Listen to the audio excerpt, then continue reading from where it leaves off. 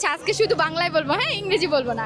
আম্মু আম্মু বাসায় বানাইছো না? আমি আসছি আমার মা, আমার ছোট বোন, আমার আন্টি এবং আন্টির মেয়ের সাথে। আমরা সবাই মিলে অনেক আনন্দ করছি এবং ভালো লাগছে।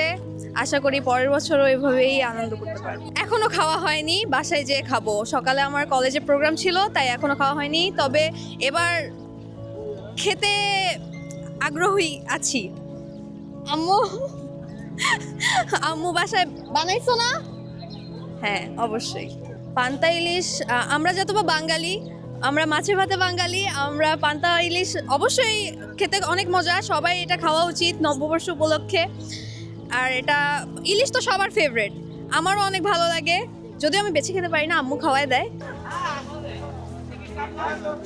বাসায় ছিলাম, এই তো পান্তা ইলিশ খাওয়া হইলো যেভাবে বাঙালিদের যেটা শুরু হয়। তারপরে যে ফ্রেন্ডদের সাথে বাইরে হয়েছি, এই হয়ে চলছে। সবাইকে দেখছি, ভালো লাগছে। বাঙালি নববর্ষ পালন করছি।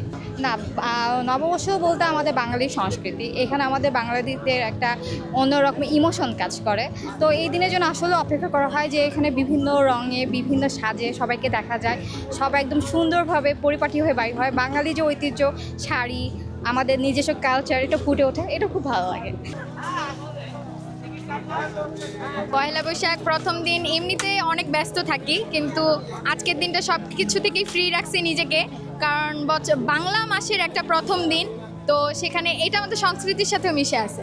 তো আমি চাইছি এটাকে খুব মেমোরেবলভাবে উদযাপন করতে। আচ্ছা আজকে শুধু বাংলায় বলবো, হ্যাঁ ইংরেজি বলবো না, স্মৃতিময় করে রাখার জন্য চাইছি।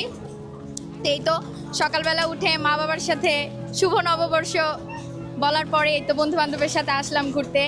তো এ পর্যন্তই আসি। আচ্ছা, ভিন্ন সাজ, একটু ওয়েস্টার্ন প্লাস বাঙালি কালচার সব কিছু মিলিয়ে আর কি সাজার চেষ্টা করছি।